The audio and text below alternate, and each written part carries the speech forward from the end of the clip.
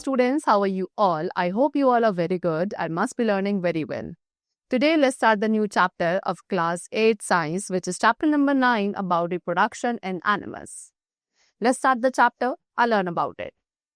The diversity of life that has evolved in millions of years has managed to exist owing to reproduction, a process through which each organism produces its own kind to maintain its species. However, the process of reproduction is different from all other life processes. It is not essential for the survival of an organism. That is, if an organism fails to reproduce, it does not mean his failure in survival. The failure in reproduction only hampers the maintenance of a species. If the organisms of a species fails to reproduce, it results in the extinction of the species such as dinosaurs. What they're saying, students, कि इतने millions of years में जो life में diversity आई है, वो किसकी वजह से आई है? रिप्रोडक्शन प्रोसेस की वजह से आई है. एक ऐसा प्रोसेस, एक ऐसा लाइफ प्रोसेस जिसके थ्रू एक ऑर्गेनिज्म अपनी जैसी स्पीशीज को मेंटेन कर सकता है. सो स्टूडेंट्स, रिप्रोडक्शन प्रोसेस बाकी सभी प्रोसेस से डिफरेंट है. व्हाई? बिकॉज रिप्रोडक्शन प्रोसेस एक ऑर्गेनिज्म के सर्वाइवल के लिए एसेंशियल नहीं है. दैट मीन्स अगर एक ऑर्गेनिज्म रिप्रोड्यूस नहीं कर पाता है तो इट डजंट मीन कि वो सर्वाइव नहीं कर पाएगा. ठीक है, इट विल सर्वाइव. बट अगर रिप्रोडक्शन नहीं हो पा रहा है तो दैट मीन्स उसके जैसे जो अदर, उसकी स्पीशीज के जो अदर ऑर्गेनिजम्स हैं वो आगे क्या नहीं होंगे, प्रोड्यूस नहीं हो पाएंगे. ऑलराइट, यानी कि अगर एक स्पीशीज रिप्रोड्यूस करने में फेल हो जाती है तो वो स्पीशीज एक स्टेज पर आके एक्सटिंक्ट हो जाएगी, यानी कि कंप्लीटली डिसअपीयर हो जाएगी. For example dinosaurs. Alright, in your previous class, अब अपनी प्रीवियस क्लासेस में जैसे कि हमने डिफरेंट मोड्स ऑफ रिप्रोडक्शन को डिस्कस किया है in the lower organisms and the plants. So इस चैप्टर में हम लोग डिस्कस करेंगे sexual reproduction in human beings and the development of the offsprings. Alright, so first of all types of reproduction. तो students, living organism two different ways में क्या करते हैं, रिप्रोड्यूस कर पाते हैं. Alright, that is asexual and sexual. How many? Two modes of reproduction are there, asexual and sexual. Asexual क्या है? जिसमें एक न्यू ऑफस्प्रिंग का प्रोडक्शन होता है from the body parts other than reproductive organs. यानी कि रिप्रोडक्टिव ऑर्गन्स को छोड़कर अदर बॉडी पार्ट से अगर एक ऑफस्प्रिंग का प्रोडक्शन होता है, so that is known as asexual reproduction. ठीक है, एंड ये एक बहुत ही कॉमन प्रोसेस है रिप्रोडक्शन का, किसमें? लोअर प्लांट्स एंड एनिमल्स में. Now what are the basic features? Asexual reproduction के बेसिक फीचर्स क्या है स्टूडेंट्स? नंबर 1 कि इसमें केवल एक ही ऑर्गेनिज्म की रिक्वायरमेंट होती है, यानी कि टू डिफरेंट सेक्स की रिक्वायरमेंट नहीं है. सेकेंडली, इसमें जो सेल डिवीजन होता है स्टूडेंट, वो ईदर मायोटिक होता है और माइटोटिक होता है. थर्ड, न्यू इंडिविजुअल्स, इस रिप्रोडक्शन प्रोसेस के थ्रू, एसेक्सुअल रिप्रोडक्शन प्रोसेस के थ्रू जो न्यू इंडिविजुअल्स प्रोड्यूस होते हैं वो जेनेटिकली आइडेंटिकल होते हैं. ठीक है, किसी भी एक सिंगल पेरेंट के लिए. And it is a fast, ये मल्टीप्लिकेशन का एक काफी फास्ट मोड है. ऑलराइट, चलो now we will talk about sexual reproduction. Sexual reproduction क्या है? जिसमें two sexes, that is male and female, दोनों इन्वॉल्व होते हैं. एंड ये एक ऐसा टाइप ऑफ रिप्रोडक्शन है जो प्लांट्स एंड एनिमल्स दोनों में ही होता है. ठीक है, now what are the basic features? Sexual reproduction के बेसिक फीचर्स क्या है? नंबर 1 कि इसमें जो ऑफस्प्रिंग का प्रोडक्शन होता है वो एग और स्पर्म के फ्यूजन से होता है. ठीक है, जो कि आपके क्या होता है, सेक्स सेल्स और गेमीट्स होते हैं. सेकेंडली, फर्टिलाइजेशन के बाद जो मेल एंड फीमेल गेमीट्स है वो कंबाइन होकर जाइगोट बनाते हैं, जो आगे चल के एक मैच्योर ऑर्गेनिज्म में डेवलप होगा. थर्डली, इसमें टू डिफरेंट पेरेंट्स के जेनेटिक मटेरियल का कॉम्बिनेशन होता है. ऑलराइट, चलो now we talk about reproduction in human beings. Students, human beings other higher animals की तरह सेक्सुअल डायमॉर्फिज्म को शो करते हैं, यानी कि mail and female reproductive organs present होते हैं सेपरेट इंडिविजुअल्स में. ठीक है, फर्टिलाइजेशन के बाद जाइगोट का फॉर्मेशन होता है एंड उसका जो डेवलपमेंट है until the child birth it occurs in the female body. Okay, a child soon after birth. अब एक चाइल्ड के बर्थ के बाद उसकी डिफरेंट स्टेजेस चलती हैं डेवलपमेंट की. डेवलपमेंट स्टेजेस में हम इंक्लूड करते हैं पहले चाइल्डहुड को, है ना, जिसकी एज होते हैं 11 to 5 years. उसके बाद आपकी प्यूबर्टी एज आती है एंड देन एडल्टहुड. प्यूबर्टी क्या है? प्यूबर्टी सेक्सुअल मैच्योरिटी का ऑनसेट होता है. किसी भी एक इंडिविजुअल की लाइफ में जब सेक्सुअल मैच्योरिटी आना शुरू होती है 11 to 15 years ऑफ एज में, उसे प्यूबर्टी एज कहा जाता है. ठीक है, एंड वो इंडिविजुअल टू इंडिविजुअल वेरी करती है as well as between the sexes also. ठीक है, फीमेल्स को कंसिडर किया जाता है कि फीमेल्स ज्यादा जल्दी प्यूबर्टी एज में एंटर कर जाती हैं as compare to males. Now in females the changes include, अब कौन कौन से चेंजेस हैं जो फीमेल बॉडी में आते हैं during the puberty as. Alright, so first of all the development of the breast. Alright, सबसे पहले फीमेल्स में क्या ब्रेस्ट डेवलपमेंट होता है. सेकेंडली रिप्रोडक्टिव ऑर्गन्स एनलार्ज होने लगते हैं such as vagina and uterus. Thirdly appearance of hair, pubic regions में hair appearance. Okay, sexual consciousness का डेवलपमेंट होना. इनिटेशन ऑफ मेंस्ट्रुअल साइकिल, ठीक है. ओवम प्रोडक्शन के लिए, ovum is what, ovum is female sex cell और female gamete cell, उसे ovum कहा जाता है. तो ओवम के प्रोडक्शन के लिए फीमेल्स में प्यूबर्टी एज में मेंस्ट्रुअल साइकिल भी इनिशिएट हो जाती है. 6, the rounding of the hips and 7, psychological and emotional changes also. Next in males में क्या क्या चेंजेस आते हैं at the puberty age. Number 1, the growth of hair, hair growth होती है at the pubic region and the face in the form of beard and moustache. Secondly deepening of voice, voice उनकी deep होना शुरू हो जाती है, body muscles develop होने शुरू होते हैं. And also the sperm, sperm क्या है, मेल गेमीट सेल्फ, इनका जो फॉर्मेशन है वो स्टार्ट हो जाता है in the testis. So that's all the changes, जितने भी चेंजेस एक बॉय और गर्ल में आते हैं वो एक कुछ हार्मोन्स के थ्रू कंट्रोल किए जाते हैं. एंड ये हार्मोन्स सीक्रेट करते हैं गोनाड्स, ठीक है, दैट इज द ओवरीज और टेस्टिस. ठीक है, मेल्स में जो हार्मोन है that is testosterone and female में 2 sex hormones are there, that is oestrogen and second one is progesterone. Male reproductive system, so this male reproductive system जो है human में, उसमें कौन कौन से ऑर्गन्स इंक्लूड किए जाते हैं. That is a pair of testis, a pair of epididymis, a pair of vas deferens, and ejaculatory duct, urethra, penis, and accessory glands. You could see this is a male reproductive system. All right, testes क्या है, एक endocrine gland है जो numerous coil tube से बना है and क्या produce करता है, sperm produce करता है. ठीक है, तो जब एक बॉय प्यूबर्टी स्टेज पे पहुंचता है तो ये जो टेस्टीज हैं वो पिट्यूटरी ग्लैंड के थ्रू स्टिमुलेट होते हैं and male sex hormone that is testosterone को प्रोड्यूस करना शुरू करते हैं. ऑलराइट, चलो then vas deferens is this tube like structure. ठीक है, इस ट्यूब लाइक स्ट्रक्चर को वास डेफरेंस कहा जाता है, जो कि एक नैरो डक्ट है जिससे स्पर्म को ट्रांसपोर्ट किया जाता है फ्रॉम द टेस्टिस.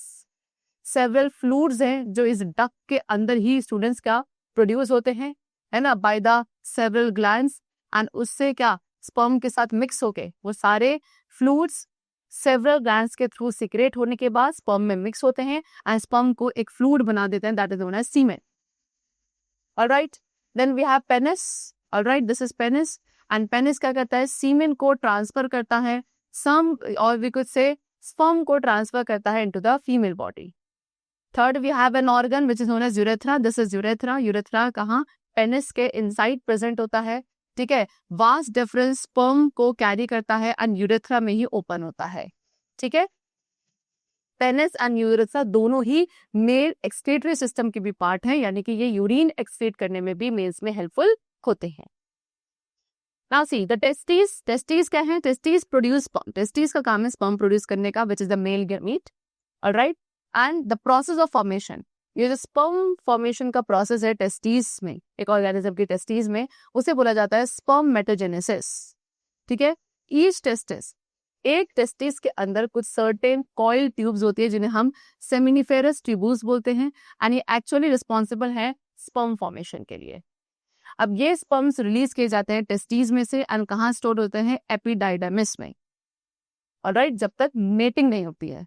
मेटिंग के टाइम पे स्पर्म्स को एपिडाइडमिस में पास कर दिया जाता है. एपिडाइडमिस से पास किया जाता है थ्रू द वास डिफरेंस, कहाँ, इजैकुलेटरी डक्ट में.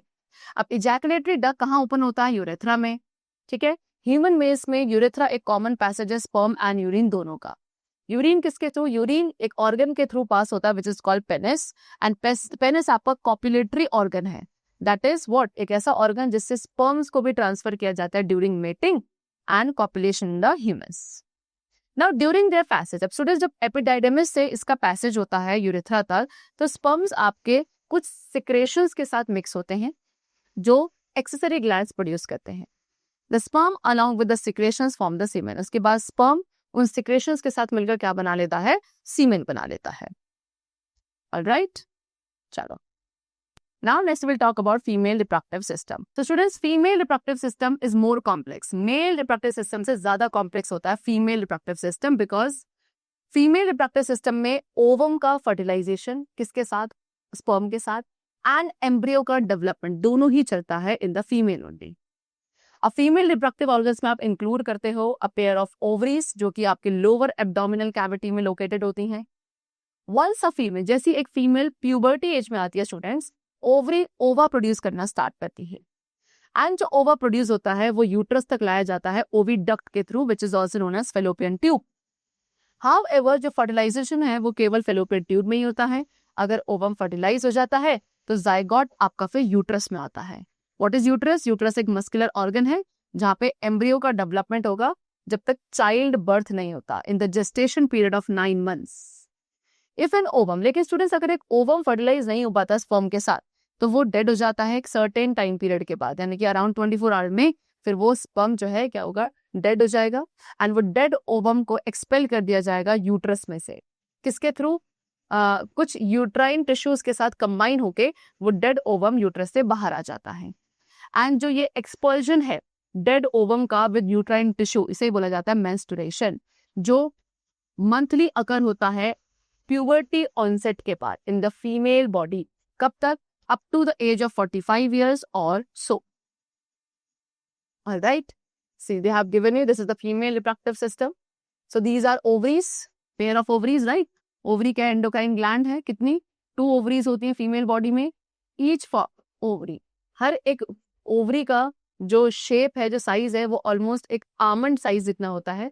एंड जब एक गर्ल प्यूबर्टी एज तक पहुंचती है तो ओवरी स्टिमुलेट होती हैं पिट्यूटरी ग्लैंड के through and female sex hormone produce करती हैं which is known as oestrogen.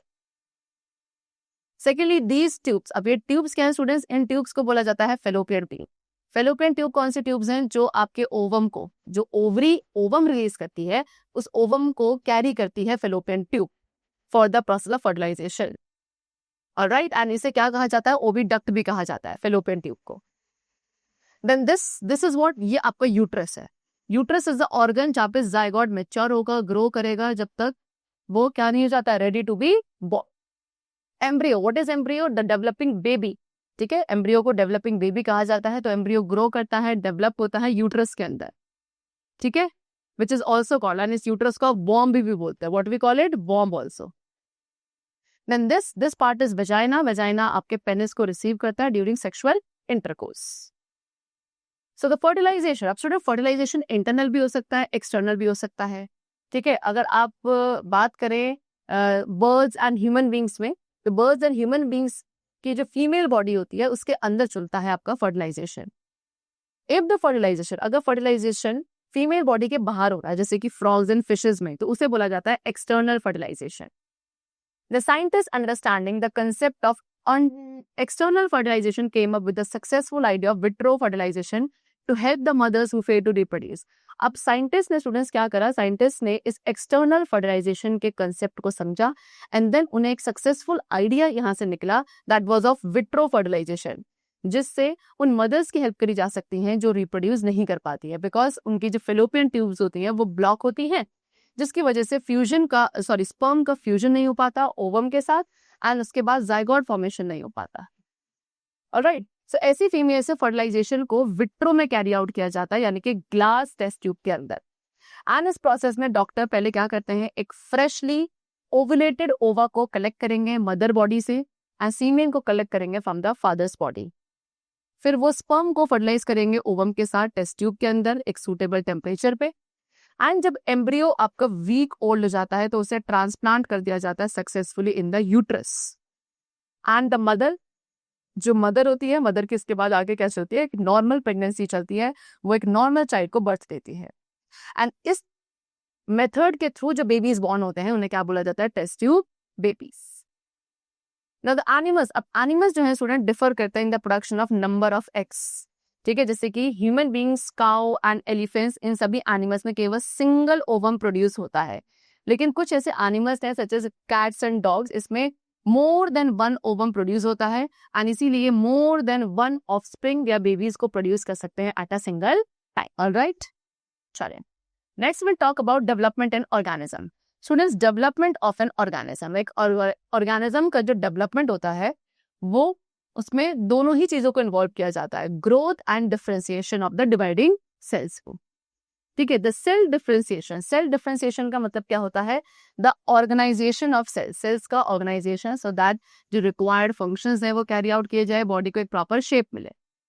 सभी मल्टी सेलुलर ऑर्गेनिजम्स के अंदर फर्टिलाइजेशन के बाद क्या होता है? लाइफ स्टार्ट होती है एक सिंगल सेल से, विच इज कॉल्ड जाइगोट।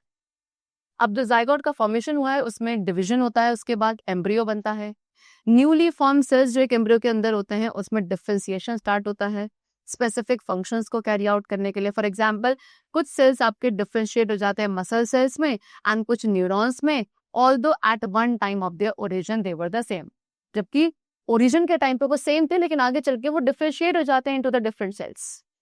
ठीक है, so it is from these differentiated sales only. इन्हीं डिफरेंशिएटेड सेल्स के through he tissue, organs, organ system and एक ऑर्गेनिज्म डेवलप होता है। The sex of an individual child. अब एक इंडिविजुअल चाइल्ड का अगर सेक्स आपको डिटरमाइन करना है student, at the time of fertilisation on the basis of which male gamete has fused with the female gamete, तो वो कैसे किया जाता है? वो डिटरमाइन किया जाता है कि फर्टिलाइजेशन के टाइम पर कौन सा मेल गेमेट फीमेल गेमेट के साथ फ्यूज हुआ है। साइंटिफिकली जो एक चाइल्ड का सेक्स डिटरमाइन किया जाता है वो फादर के थ्रू किया जाता है, नॉट बिकॉज ऑफ मदर।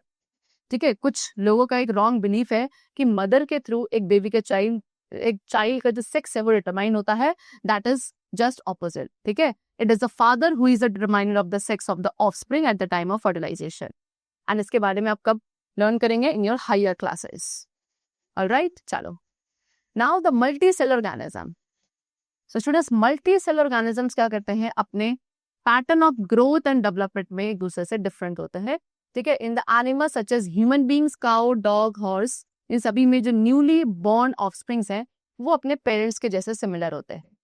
लेकिन लोअर मल्टी सेल ऑर्गेनिज्म में जैसे कि बीज, मॉस्किटोज, फ्लाइज एक्सेट्रा, यहाँ पे डेवलपमेंट चलता है। ठीक है, डिफरेंट स्टेजेस पर चलता है, from the time of the hatching of the egg to the time of the development of an adult. And stages में आप इंक्लूड करते हो लार्वा एंड प्यूपा को। लार्वा क्या है? लार्वा एक वॉर्म लाइक स्टेट होती है जो सून डेवलप हो जाती है एक एग की हैचिंग के बाद। वेराज प्यूपा एक एनकेस्ड फॉर्म है डेवलपमेंटल स्टेट की after larva. So it is a pupa only जो आगे चल के एडल्ट में डेवलप होगा। मॉस्किटोज, फ्लाइज, बटरफ्लाइज एंड जितने भी अदर ऑर्गेनिज्म है वो सभी में सेम स्टेजेस चलती हैं डेवलपमेंट की, from an egg to an adult.